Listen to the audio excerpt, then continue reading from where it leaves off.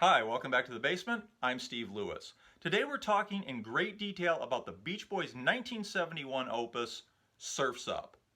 And before we get started, I thought I would just mention a lot of you have noticed that in each episode I generally do a theme in these three cubicles. This week's theme are the big new releases and hit albums that were on store shelves at the time Surf's Up was released. If you had walked into a record store on August 30th, 1971 to pick up Surf's Up, these are some of the albums that you might have seen prominently displayed. And if you had picked up the album on that day, I suspect the first thing that would have struck you was what struck me about it when I first became aware of it several years later.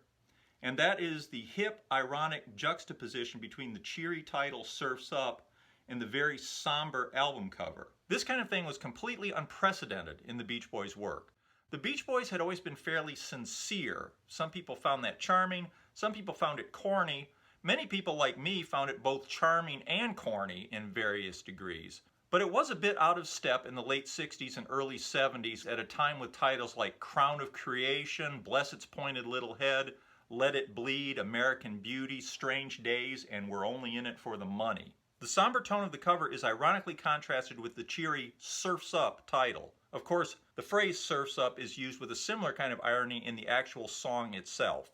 In his autobiography, Mike says that this was evidence that they were more aware of their image and marketing than they had been in the past, and that the album itself reflected Warner Reprise's desire to have more songs by Brian. Of course, Brian was actually less involved in Surf's Up than he had been with any of the previous albums. This is something that everybody involved with the album seems to agree was played down. There was a desire to make it look like Brian was more involved than he actually was. And Bruce complained that this extended to the back cover, where the song titles are listed but no composer credits are given, possibly giving the impression that most of this was written by Brian Wilson, which it most certainly was not. Of course, the composer credits could be found on the enclosed lyric sheet. This was a new thing also for the Beach Boys in 1971. They had never before included their lyrics on any of their albums, which again was a sort of a progressive touch, showed them a little more up to date. So it really only took one look at this album cover for people to realize that there was something up with the Beach Boys. They were moving in a new, more contemporary, progressive direction. I talked more about the album cover in episode 41, Beach Boys album covers part 5, so you can find more detail about the album cover there. Let's move on to the tracks. The lead-off track was by Mike Love and Al Jardine, and the irony continues with Don't Go Near the Water. The fact that the group that urged us to catch a wave was now singing Don't Go Near the Water was, I'm sure, not lost on anybody. Clearly, overtly, and maybe blatantly, it reflects the new awareness of ecology and also how much the times and the Beach Boys had changed. Now, and I suppose then to a lot of people, the lyrics about water pollution seem a little heavy-handed and unsubtle. Of course, there were a lot of unsubtle lyrics in 1971. You had Graham Nash singing We Can Change the World, John Lennon singing Power to the People. I also suppose that both new manager Jack Riley and the Beach Boys wanted to make a clear, definitive statement. They did not want the point lost that the Beach Boys were aware of what was going on in the world and were moving in a new progressive direction. The song was released as a single in the UK in November of 1971 with Student Demonstration Time on the B-side. The sides seem to have been reversed in Europe. It doesn't seem to have helped. It didn't chart in the UK or any place else as far as I can tell. Of course, I think a lot of these singles suffered sales-wise simply because there wasn't anything new on the single. If you had the album, you had everything that was on the single. There was no reason to buy it. Musically, Don't Go Near the Water opens nicely with sounds evoking dripping water and then moves into a modern, very sparse arrangement by Beach Boys standards. The section that begins with toothpaste and soap and ends with beginning with me, beginning with you is sung in a weird, un-Beach Boy-like hippy-dippy fashion that reminds me more of something from the musical Hair, but it ends with a very nice harmony, harmonica, and guitar section, very warm, very much what we've come to love about the Beach Boys of this era, and segues nicely into the next track, Long Promised Road, the first of two Carl Wilson-Jack Riley compositions, both of which are key tracks and highlights of the album. Jack Riley's lyrics to Long Promised Road come in for some criticism. David Leaf calls them pseudo-important, and I think he has a point. The second verse, which begins, sew up the wounds of evolution and the now starts to get in the way, strike me as pretentious and more than a little awkward, But overall, I think it works. It invokes a feeling, but it has enough sort of vague poetry about it to let the listener adapt it to their own life experience and interpret it in any way that they see fit. Musically, the verses and the middle eight, the Long Promised Road part, are some of the strongest and most beautiful pieces on the album. And the chorus has an unusual amount of punch for a Beach Boys record, but it really works. It's a great track. The song was released as a single previewing the album on May 24th with Deirdre from Sunflower as the B-side. It failed to chart. Then in November of '71, it was reissued, this time with Till I Die on the B-side. Again, it unfortunately failed to chart.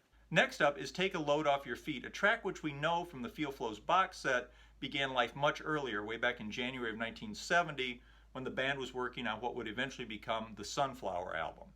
It's credited to Al Jardine, Gary Winfrey, and Brian Wilson. And one would have thought, with Al's love of folk music, that the Beach Boys' new socially conscious direction would have been a natural for him. For this track, and Looking at Tomorrow, a welfare song, he co-credited longtime friend and fellow folk music fan Gary Winfrey. Gary, Al, and fellow Hawthorne High student Bob Barrow had formed a folk trio, the Tikis, while still attending Hawthorne High, and modeled it on their folk idols, the Kingston Trio. Gary Winfrey is on the left in this photo. Take a Load Off Your Feet often comes in for criticism, but I think this little slice of hippie humor is very well placed here and helps the whole album from sinking into self-importance. This is a good point to lighten the mood, and it still gets counterculture points for its modern arrangement and its reference to hippie concerns such as health and where to get a good pair of sandals.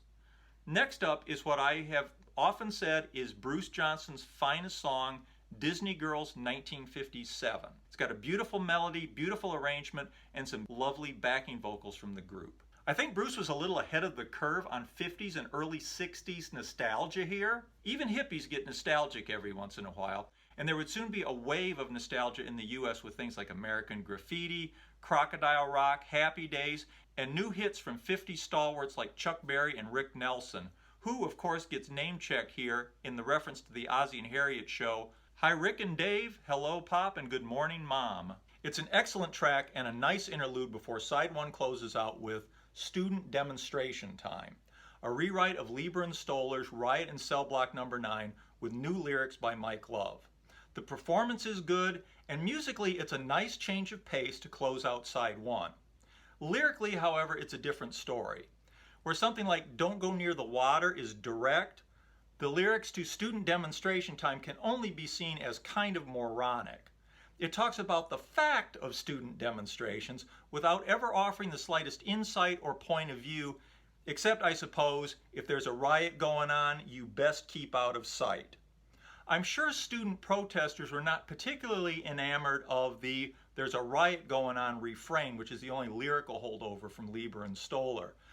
People protesting the war often complained that the media portrayed all their demonstrations as being simply riots in order to undermine their message, so I'm sure this didn't go over great with student protesters. Worse, the way the lyrics list student demonstration sites to a 50s tune can't help but invoke the list of surfin' hotspots sung to another 50s tune in Surfin' USA.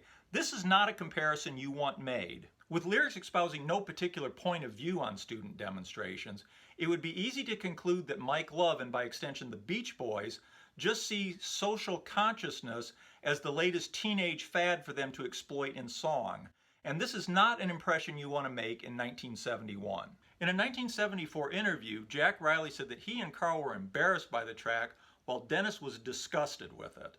Obviously, there was another contingent within the band that wanted this on the album. Mike had long shown himself to be at odds with the more progressive side of the band, but I think this is maybe the first time where his work itself is embarrassing.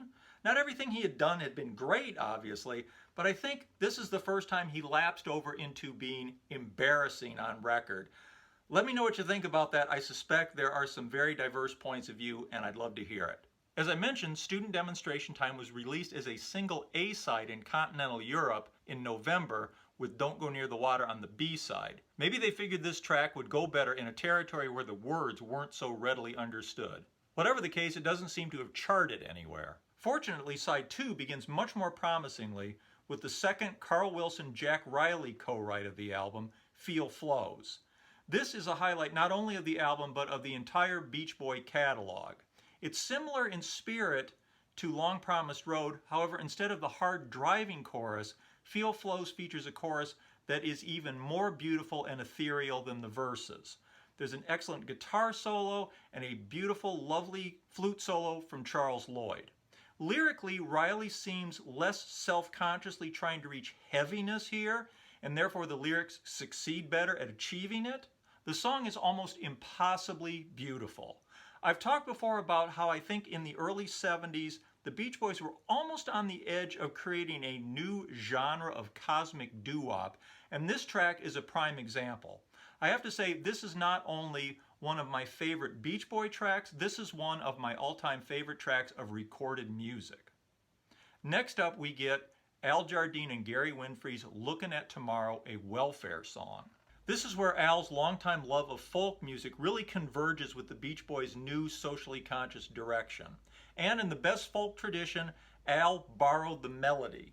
Al says he took the melody from the Kingston Trio's track The Wanderer from their 1959 Here We Go Again album. The Wanderer is credited to Irving Berge. Berge himself had reworked the tune from a traditional railroad blues number called 900 Miles or 900 Miles from My Home. You can definitely hear the resemblance between 900 Miles and The Wanderer and Looking at Tomorrow are almost identical apart from the lyrics and the progressive production that is on Looking at Tomorrow. Next up is A Day in the Life of a Tree featuring music by Brian Wilson and lyrics by Jack Riley. Much has been made of Jack Riley's lead vocal performance on this track. Riley says that everybody in the studio had a try at it, it wasn't working out. As he was leaving for the day, Brian Wilson called him back and asked him to have a go at it. In I Am Brian Wilson, Brian says he had envisioned all along having Riley sing lead vocal on this, but tricked him into it by asking him to provide a guide vocal since Riley had written the lyrics. Brian says that he wanted the sound of a dying tree, and if you want the sound of a dying tree, Jack Riley is your man. And elsewhere, Bruce Johnston seems to concur with that sentiment. According to a number of sources, Brian was in tears listening to Jack Riley's performance in the studio. Riley says he's never been sure whether Brian was putting him on about that, and elsewhere Riley said the whole thing about Brian crying was just not true. Van Dyke Parks provided a little vocal at the end, as did Al Jardine. A lot has been made of the vocal here. It's easy to put too much emphasis on it, but this was always going to be kind of a wonky song. It reminds me a little bit of the recording that Brian did with Jasper Daly, Teeter Totter Love, or some of the work he did with Steve Kalinich in 1969. All those things, of course, remained unreleased at the time. This, you might have thought, would have the same fate. Why did it get released? I'm not sure. A couple of guesses is, despite all his professed embarrassment, Jack Riley might have really liked the fact that he was doing a lead vocal on a Beach Boy album, and also it had a Brian Wilson pedigree, and they were desperate to get any sort of Brian Wilson material on the album. And thirdly, of course, I suppose Brian just wanted it on there, and they were happy to go along with that. The track has always reminded me of something in a second grade play where you'd see a little kid all dressed as a tree singing a song like that on stage. Anyway, the song is followed very starkly by a very different Brian Wilson composition, Till I Die. I feel as if I've used up the superlatives talking about Feel Flows, which is too bad because Till I Die deserves every superlative and accolade that I can throw at it. It's not just one of Brian's greatest tracks, it's one of the all-time great tracks in popular music. As we saw from the demo on the Feel Flows box, this had been around in some form for a while. Reportedly, certain members of the group found it too downbeat and depressing for the Beach Boys' image. Calling this depressing and downbeat to me is like calling Beethoven's Third Symphony loud or the Sistine Chapel ceiling busy. Far from being downbeat, it's a thing of cosmic beauty and really one of the great Brian Wilson tracks of all time. Many people have called it the last great Brian Wilson track, and depending on how you define great, I might argue that there have been some in recent times that have come to that level.